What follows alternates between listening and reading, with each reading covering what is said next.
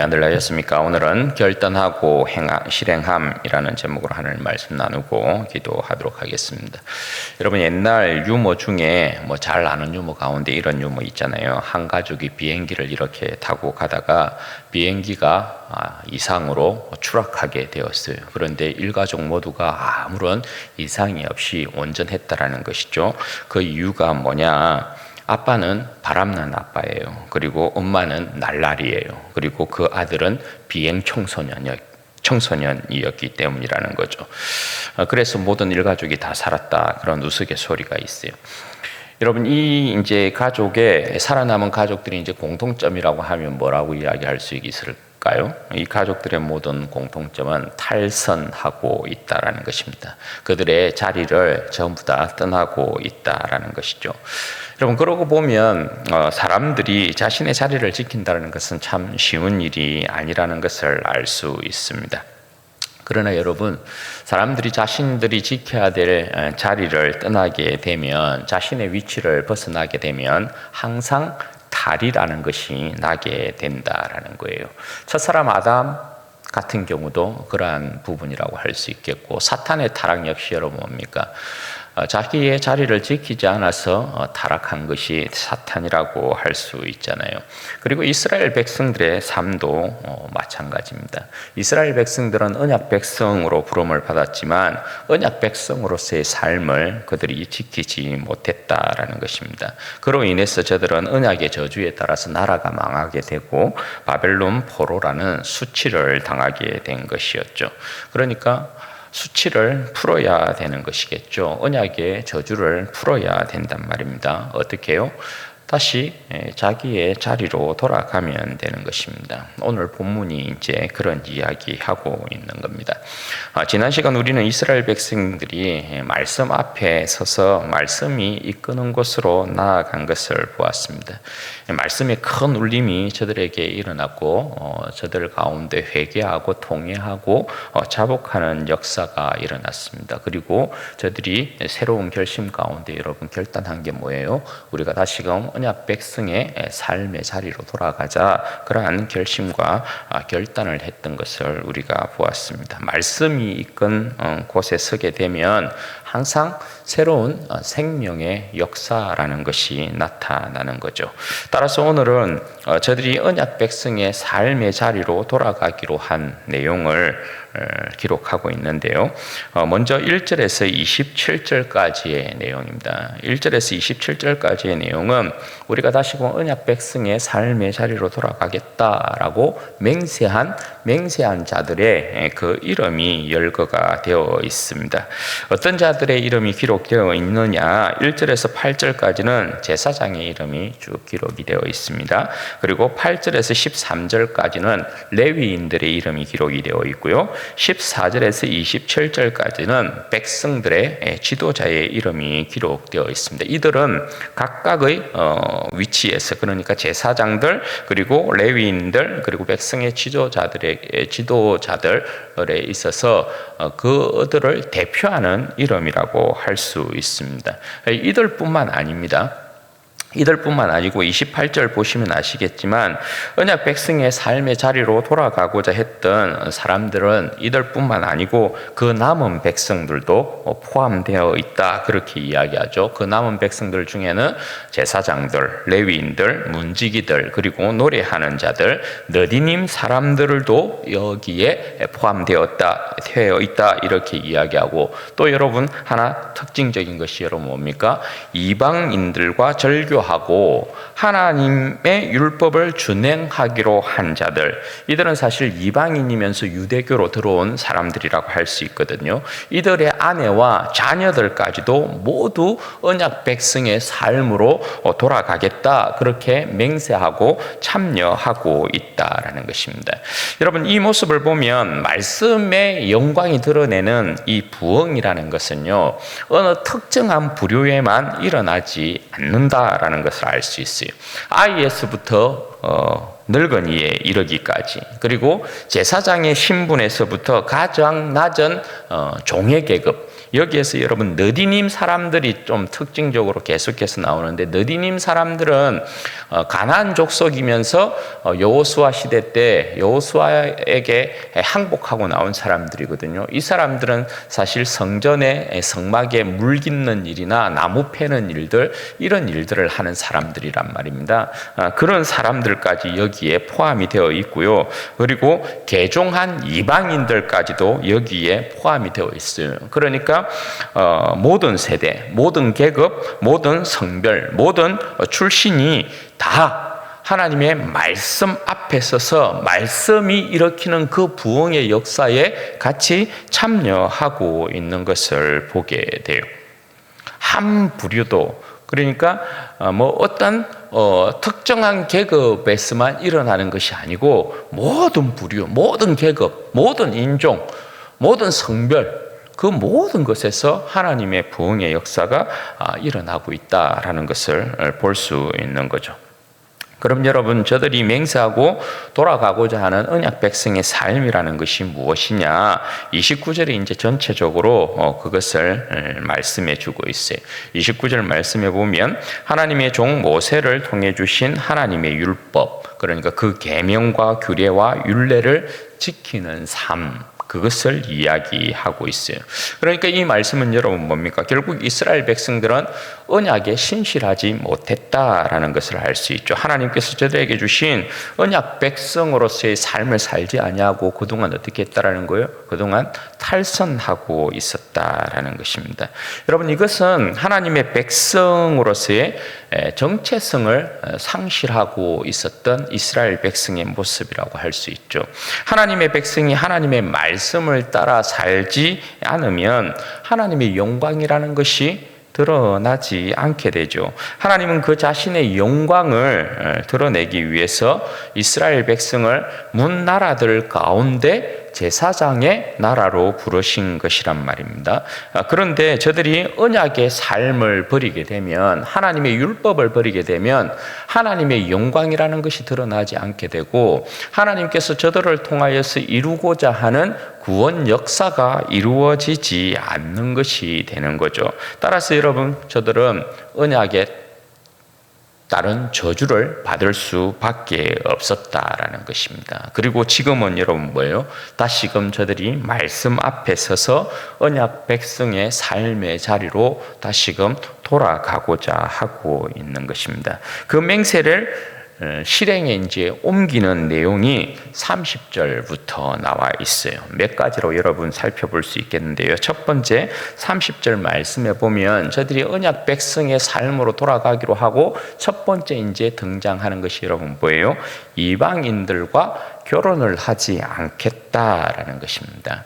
여러분, 이방인들과의 결혼이 저들에게 문제가 되는 것은 지금 이들이 이제 이방인과 절교하고 통혼하지 않겠다에 대한 부분을 먼저 꺼내는 이유는 뭐냐면, 그 시대의 상황을 여러분 우리가 짐작해 볼 수 있는 거죠. 많이 섞여 있습니다. 나중에 여러분 뒤쪽에 느헤미야 뒤쪽에 가면 느헤미야가 이렇게 개혁을 하고 난 이후에 또 시간이 지나서 또 통혼하는 장면이 나옵니다.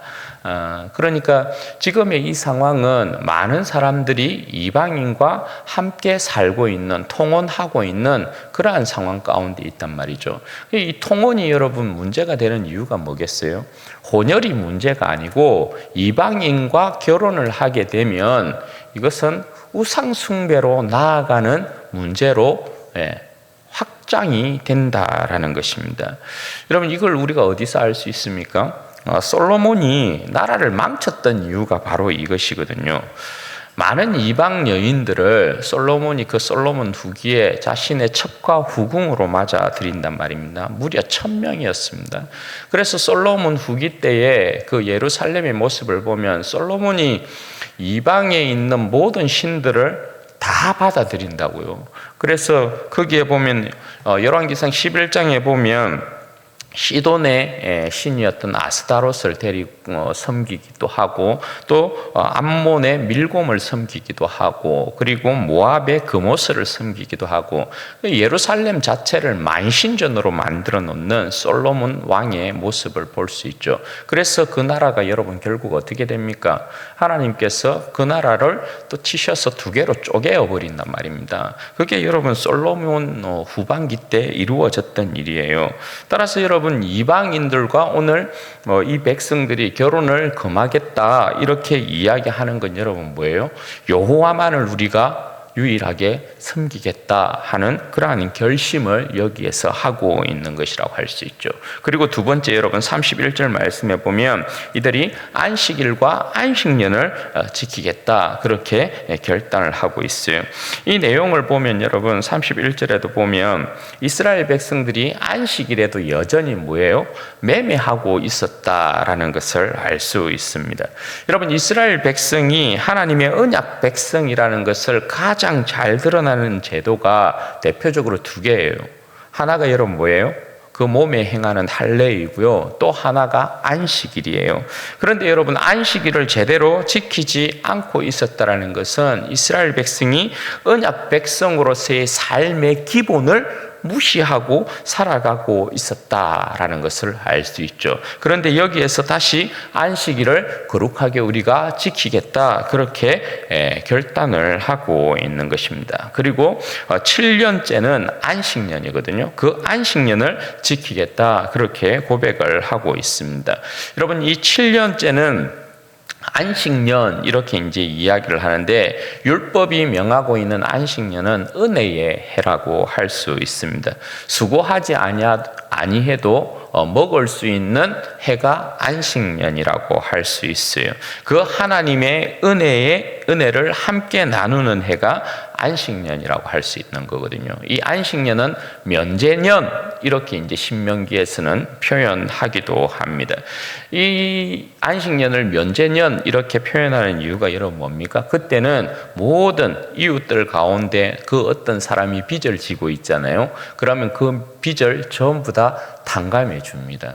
그리고 이스라엘 백성으로서 종이 된 남자나 여자나 그런 사람들은 여러분 전부 다 풀어주도록 그렇게 말씀을 하고 있어요. 그러니까 안식년은 면제년은 하나님께서 그 백성을 어떻게 사랑했는지에 대한 부분을 그 백성들 사이에서 그 이를 나눔을 통하여서 하나님께서 그들을 어떻게 사랑하고 있는지 하나님의 그 인자와 자비를 그들로 하여금 실행하게 만들고 또 이스라엘 백성이 그러한 하나님의 인자와 사랑 가운데 살아가고 있는 백성이라는 것을 그래서 하나님을 사랑하고 이웃을 사랑하는 이 일을 그 공동체의 그 백성들 가운데 이루게 만들고 있는 것이죠. 당시에 여러분 이 사람들이 어려운 상황 가운데서 우리가 안식년을 지키겠다 이렇게 결단을 하는 것은 사실 쉬운 일은 아니라고 할 수 있는 거죠. 그런데 이들이 말씀 앞에 서서 우리가 다시금 안식년을 또 지키도록 하겠습니다 그렇게 고백을 하고 있는 거예요. 그리고 세 번째로는 여러분 32절에서 39절에 나와 있는데 여기의 내용은 성전 제사 제도의 회복이라고 할 수 있습니다.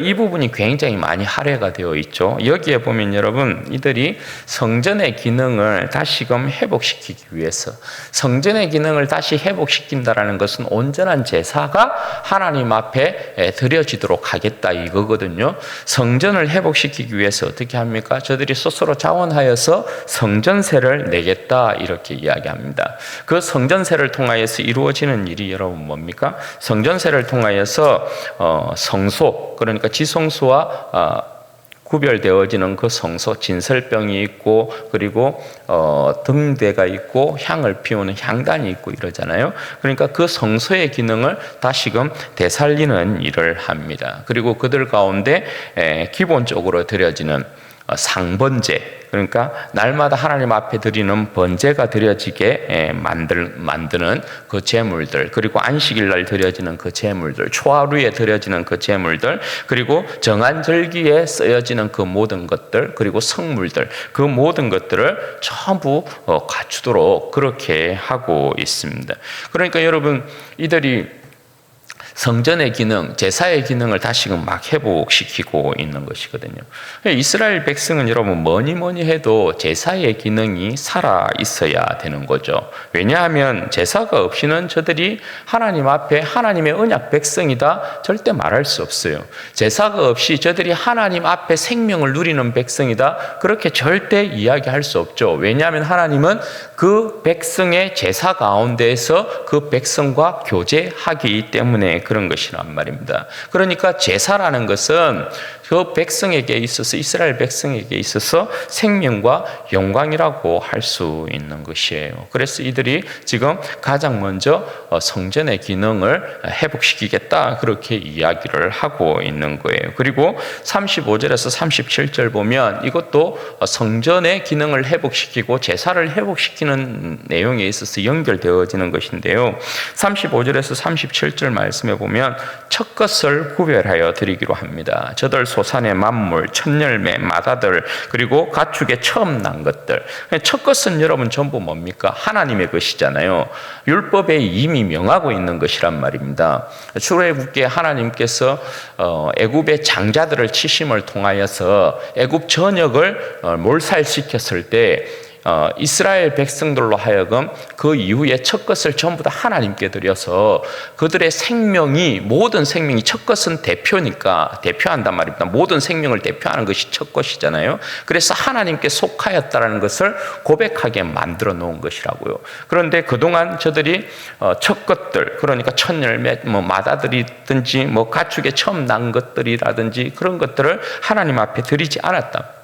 그런데 여기에서 다시금 첫 것을 하나님 앞에 드려서 우리의 모든 것이 하나님께로부터 왔습니다. 그리고 우리의 모든 것은 하나님의 것입니다. 그렇게 신앙을 고백하고 있는 것입니다. 이것이 첫 것을 구별하여 드리기로 한 내용이에요. 그리고 다음으로 저들의 풍성한 산물을 하나님의 전으로 가지고 와서 하나님의 방에다가, 골방에다가, 곳곳에다가 채우기로 그렇게 합니다. 37절 말씀이 이제 나와 있죠. 37절을 말씀해 보면 처음 익은 밀의 가루, 거제물, 그리고 각종 과목의 열매, 새 포도주와 기름을 제사장들에게로 가지고 오고, 그것을 하나님의 성전에 보면 제사장들이 거하는 방들이 있거든요. 골방들이 성전의 구조에 보면 그렇게 되어 있잖아요. 그 골방들마다 이 산물들로 막 채우는 것입니다. 여러분, 이게 뭘 의미하는 것이겠어요? 하나님은 부요하신 분이시잖아요. 하나님의 곳간이 비어 있다라는 건 그건 말이 안 되거든요. 하나님은 부요하신 분이시니까. 그러니까 그 곳간을 채운다라는 건 여러분 뭐예요? 부요하신 하나님께서 우리에게 이러한 부요한 삶을 주셨습니다라는 고백이 되는 거죠. 그럼 곳간이 비어 있다라는 건 그럼 여러분 어떤 의미가 되겠어요? 가난한 하나님께서 우리를 가난하게 만들었다, 이런 내용이 되는 거예요. 그러니까 이스라엘 백성들이 하나님의 곳간을, 저들의 산물들을 가지고 와서 하나님의 곳간을 채우고 있는 그런 내용을 이야기하고 있어요. 그리고 다음으로는 37절 말씀해 보시면 11조를 가지고 옵니다. 여러분, 하나님께 드린 11조는 레위인들에게 이제 돌리는 거죠. 하나님 앞에 반드시 열의 하나, 그것이 사실은 첫 것이기도 하고 초태생이기도 하고 그런 의미들도 같이 포함되어 있거든요. 어쨌든 열의 하나는 하나님 앞에 가지고 와야 돼요. 열의 하나를 가지고 오는 것은 여러분 뭐예요? 저들의 모든 것을 다 하나님 앞에 내어놓을 수 없고 구약시대는 하나님께서 대표만 받기 때문에 그렇죠. 그래서 하나를 받음을 통하여서 내가 너희의 모든 것을 다 받았노라, 그런 신앙 고백이란 말입니다. 그러니까 11조를 하나님 앞에 가지고 와요. 그렇게 11조를 가지고 오면 그 11조를 누구에게 돌려요? 하나님의 성전에 봉사하고 있는 레위인에게 돌려요. 레위인들은 이스라엘 백성을 대표하는 사람들이잖아요. 그래서 하나님께서 그 땅을 기업으로 분배할 때 모든 지파들에게 땅을 다 분배해 주지만 레위인들에게는 땅을 분배해 주지 않습니다. 이스라엘이 하나님께로 가지고 오는 그 11조를 레위인들에게 돌려서 하나님을 섬김에 있어서 먹고 마시게 만든단 말입니다. 그래서 레위인들에게 11조를 가져다 주지 아니하면 하나님께, 그러니까 이스라엘 백성이 11조를 가지고 오지 않아서 레위인들에게 11조를 주지 아니하면 여러분 어떻게 돼요? 성전의 제사의 기능이 누구를 통해서 이루어져요? 레위인들을 통해서 이루어진다고요. 그러니까 레위인들에게 11조를 가지고 오지 아니하면 성전의 기능이 이루어지지 않아요. 제사가 이루어지지 않는단 말입니다. 그러면 저들이 하나님 앞에서 속죄를 받고 하나님 앞에서 새로운 생명을 얻고 그 땅 가운데 언약 백성의 복을 받아서 살아갈 수가 없는 것이죠. 그런데 11조를 다시금 가져가서 레위인들에게 주고 성전의 기능이, 제사의 기능이 회복되어지면 저들이 하나님 앞에 지은 죄를 제사함 받게 되어지고 그 가운데서 하나님의 새로운 생명으로 복을 받게 되고 가나안 땅에서 하나님께서 주시는 복을 저들이 누리게 되는 거죠. 그런 이야기를 하고 있는 거죠. 그런데 11조를 레위인에게 주지 아니하면 여러분 어때요? 레위인이 성전을 떠나게 되어 있어요. 먹을 것이 없으니까. 그래서 여러분 그 시대가 어느 시대였어요? 사사시대였단 말입니다. 베들레헴에 사는 레위인이 그 베들레헴을 떠나서 여러분 어디로 갔습니까? 미가의 집으로 갔다고요. 그러니까 한 개인의 집의 제사장으로 들어갔다고요. 베들레헴은 떡집 아닙니까? 그런데 11조를 저들이 가지고 오지 않음으로 레위인이 떠나는, 그래서 여러분 사사시대가 여러분 암흑기의 시대로 그렇게 이야기를 하고 있는 거죠. 사사시대가 그 말에 이르는 사무엘 시대도 여러분 마찬가지예요. 사무엘도 마지막 사사로서의 그 시대적인 배경이 사사시대와 이어지거든요. 거기에 보면 여러분 성전의 기능이 완전히 죽어 있어요. 성전의 기능이 죽어 있으면 모든 이스라엘 백성은 모든 정치, 경제, 사회의 전반에 걸쳐서 타격을 입게 돼요. 어지럽게 돼요. 그게 사사시대의 전형적인 모습이란 말입니다. 그런데 이들이 하나님 앞에 이제 11조를 가지고 와요. 그러면 그 11조를 레위인들에게 주고 레위인들은 그 11조를 받아서 다시금 어떻게 해요? 레위인의 11조는 아론에게 주게 되어 있어요. 대제사장 아론 계열에게 주게 되어 있어요. 그러면 여러분 보십시오. 11조는 대표죠. 11조는 대표이고 그것을 그 백성을 대표하는 레위인에게 줘요. 그러면 레위인은 백성의 대표로서 그 11조를 다시금 아론에게 줘요. 아론은 대제사장이에요. 그러면 하나님께서 아론에게 그 산물을 아론에게 이렇게 주는 것이고 아론은 그 11조를 하나님 앞에 온전히 드리는 것이거든요. 그러니까 여러분 이 전부 다 대표의 형태라고 해요. 대표의 형태. 그러니까 이스라엘 백성을 레위인에게, 레위인은 아론에게, 아론은 하나님 앞에 이렇게 되어 있어요. 그러면 여러분 이게 뭐예요? 하나님 앞에 저들이 온전한 헌신, 하나님께서 우리에게 이 모든 것을 주었습니다. 우리의 생명이 온전히 하나님의 것입니다. 이것을 대표의 성격으로 전부 다 하나님께서 이야기하셔서 그 모든 부분들이 온전히 이루어지게 해서 하나님 앞에서의 온전한 영광, 그것을 돌리도록 그렇게 이야기를 하고 있는 거예요. 그리고 그것을 가지고 여러분 어떻게 해요? 그러니까 레위 사람이 11조를 줄 때는 오늘 말씀해 보면 38절 말씀해 보면 아론 자손의 제사장 한 사람이 거기 있어야 된다. 그렇게 말씀하고 있는 이유가 그거예요. 그리고 그것을 다시금 어떻게 해요? 성전, 그 레위인들이 드린 11조를 성전 골방 곳곳에다가 채워요.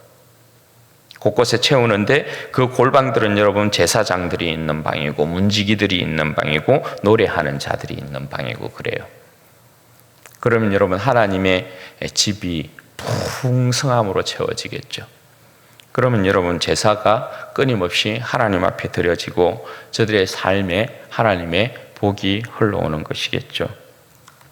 그게 여러분 오늘 본문에 있는 내용이라고 할 수 있어요.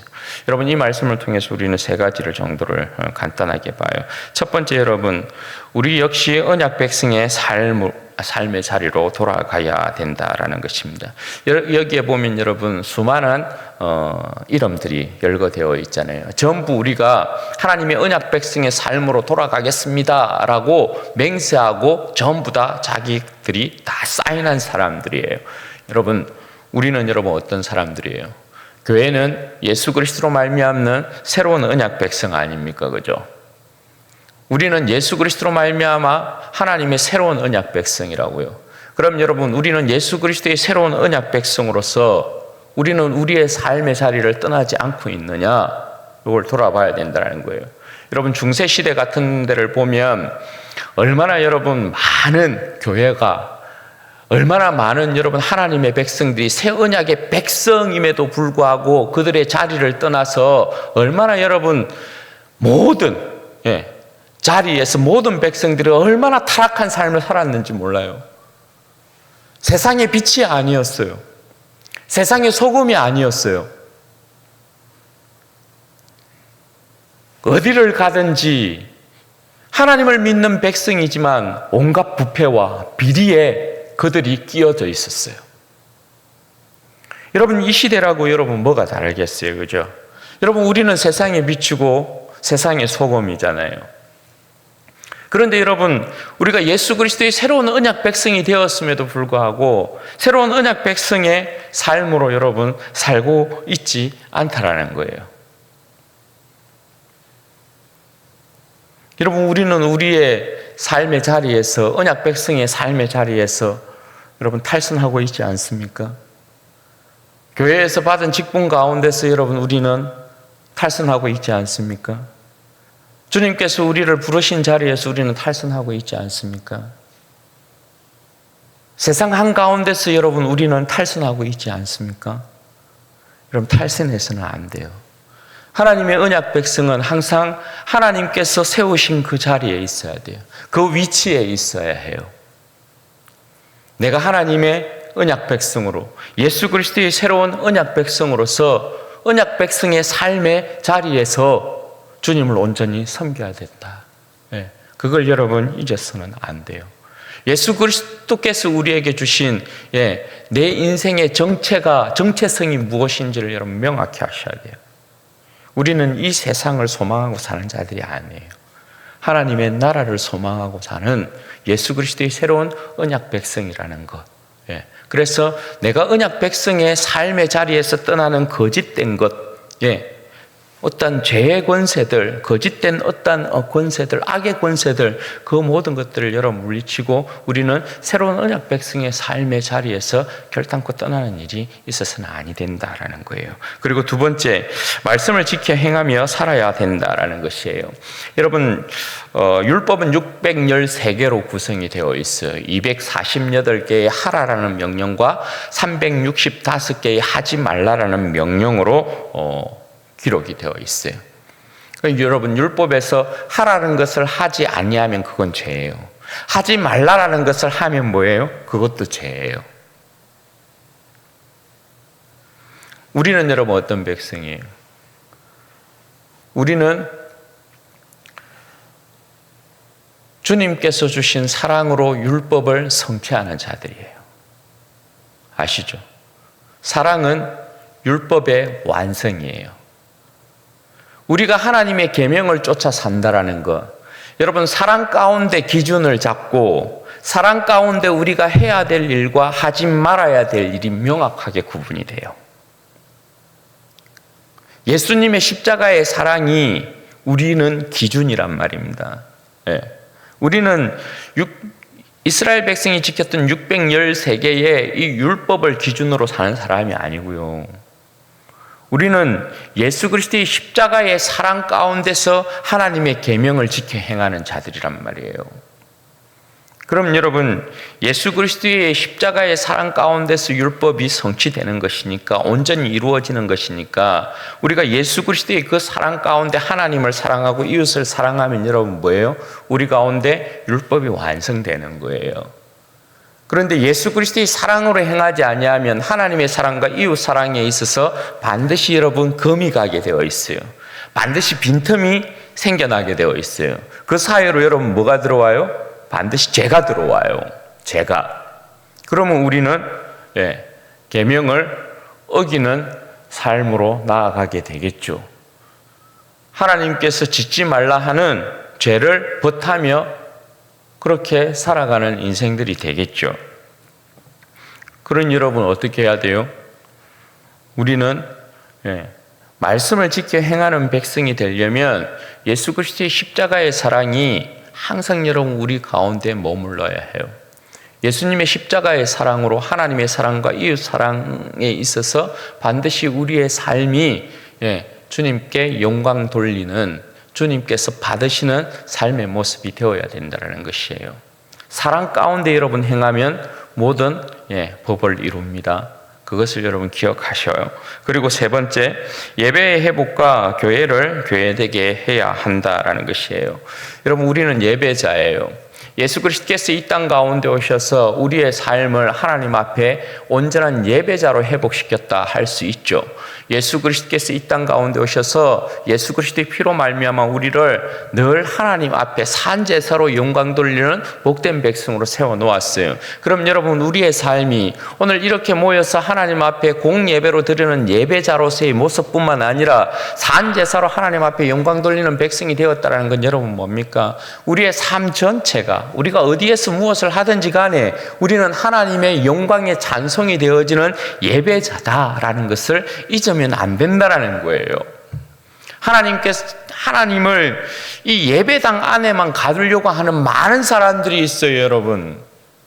그러나 여러분 하나님은 이 예배당 안에만 계시지 않아요. 우리의 삶 전체가 하나님께서 산제사로 영광 돌리는 그런 복된 백성으로 우리를 세워놓았단 말이에요. 하나님의 성령이 거하시는 하나님의 전이잖아요. 그러면 나는 하나님을 예배하는 예배자로서 오늘 하루의 삶을 살았는가? 오늘도 살아가고 있는가? 내 삶은 계속해서 예배자로서 하나님 앞에 서서 하나님을 경외하고 하나님을 경배하는 삶을 살아가고 있는가? 내 직장이 그러니까 여러분 뭐예요? 하나님을 예배하는 처소가 되는 거죠. 그곳 가운데서 하나님의 세계를 개발하게 만들고 하나님께 영광 돌리는 백성으로 우리를 세워놓은 거거든요. 그러니까 우리의 삶의 자리에서 사실 우리가 하나님 앞에서 이런저런 우리의 어떤 욕심과 우리의 어떤 욕망과 탐욕을 이루는 형태의 어떤 삶이 여러분 그 어디에도 있을 수 없다라는 거예요. 어디에 있든지 우리는 무엇을 하든지 예배자로 있어야 해요. 예배자로서의 삶이 무너지면 죽은 거예요. 그렇지 않아요? 내 삶이 예배자로서의 삶을 살지 못하면 나는 그냥 죽은 거와 진배 없어요. 내 삶이 예배자로 살아 있어야 되는 거거든요. 여러분 보십시오. 왜 우리는 하나님 앞에 나와서 예배자로서 이것이 우리가 이렇게 모여서 하나님을 예배 드리는 것도 참 영광된 것이지만 때로는 여러분 우리의 삶에 있어서 우리의 몸이 따라주지 못하고 나오고 싶어도 예배당을 나오지 못하는 그런 환경이 만들어지고 이런저런 막 환경들이 놓이게 된다고요. 그럼 여러분 우리가 예배당에 못 나온다고 해서 우리의 삶이 하나님을 예배하지 못하는 자가 됩니까? 그렇지 않잖아요. 예배당에 나와서 함께 예배하기로 한 건 하나님과 우리와의 공적인 약속이니까 힘써 지키고 예써 지켜야 되죠. 이건 기본이에요. 그런데 여러분 나오지 못하는 피치 못할 상황들이 발생이 돼요. 그러면 여러분 어떻게 해야 돼요? 내가 있는 자리에서 내가 머문 자리에서 거기에서 힘써 하나님을 예배하는 하나님께서 받으시는 그런 자의 삶의 예배가 내 삶 가운데 끊임없이 드려지게 만들어야 된다고요. 그게 여러분 맞는 것이죠. 그런데 여기에 우리는 굉장히 둔감한 거죠. 그러나 여러분 기억하셔야 돼요. 나의 매일매일의 삶이 하나님을 예배하는 예배자로서의 삶, 나의 모든 삶이, 모든 행위가 예배자로서의 삶이에요. 그걸 기억하셔야 돼요. 제가 한번 그 이야기 했던가요? 한번 나눴던 기억이 나는데, 왜 우리 젊은 아기를 이렇게 낳고 아기들 막 육아에 신경 쓰는 많은 이런 젊은 우리 자매들 있잖아요. 우리 자매들이 이제 유아실에서 많이 이렇게 예배드리고, 뭐 우리 교회도 그런 분들이 있지만,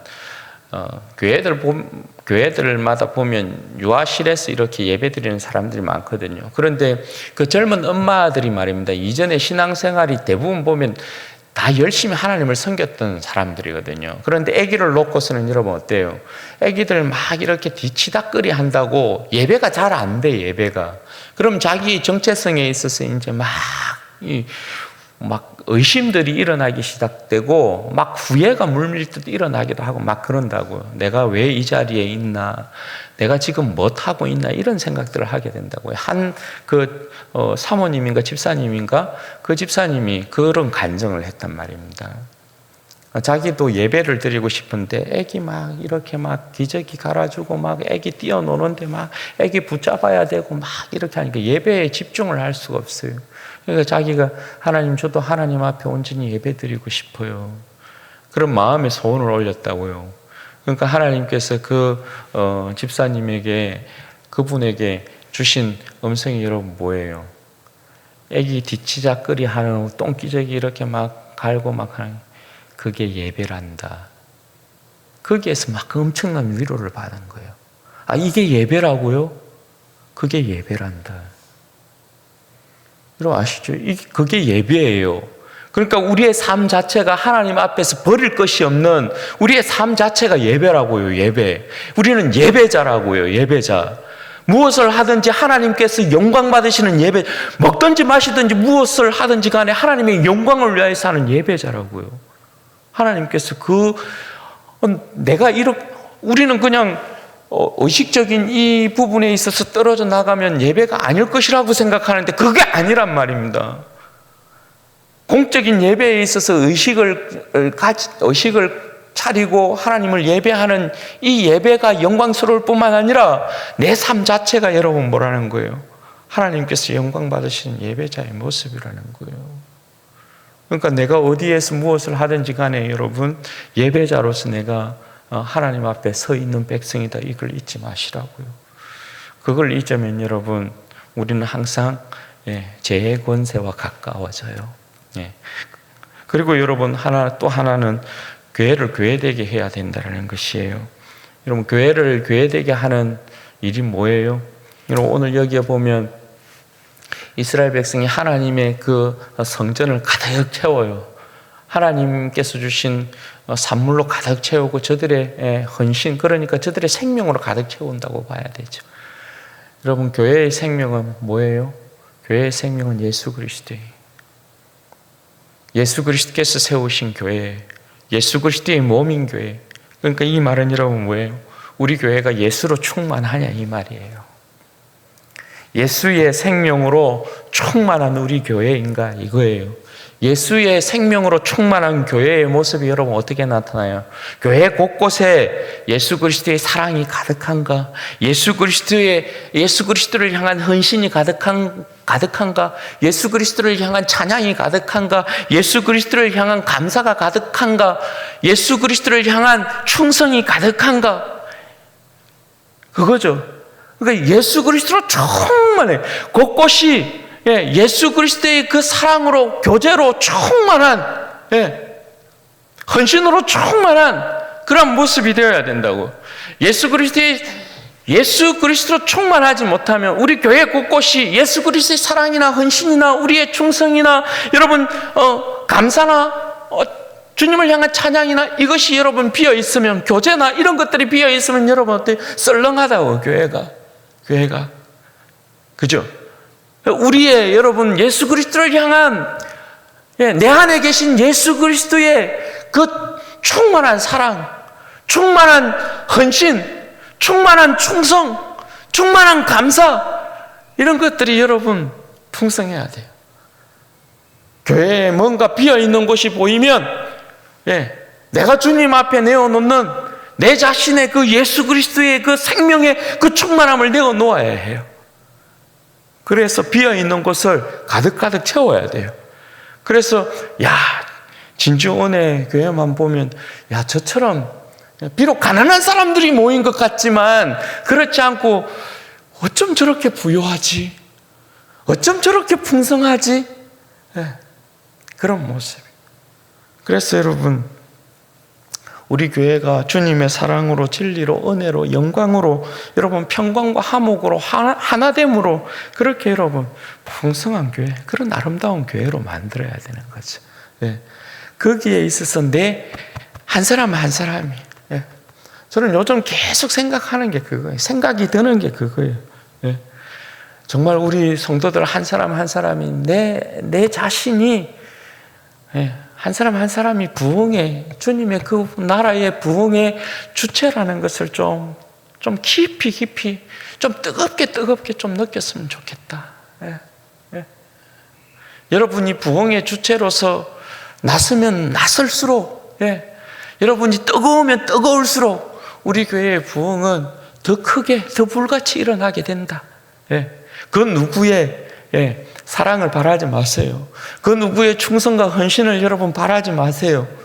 내 자신이 먼저 그렇게 나아오게 되어지면 우리 교회는 불같이 일어나게 될 줄로 믿습니다.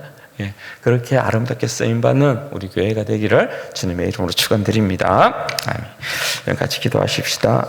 여러분 이 시간에 기도할 때 그렇게 기도하십시다. 하나님, 제가 항상 하나님의 언약 백성의 삶을 살아가기에 부족함이 없는 인생이 되게 하여 주시기를 원합니다.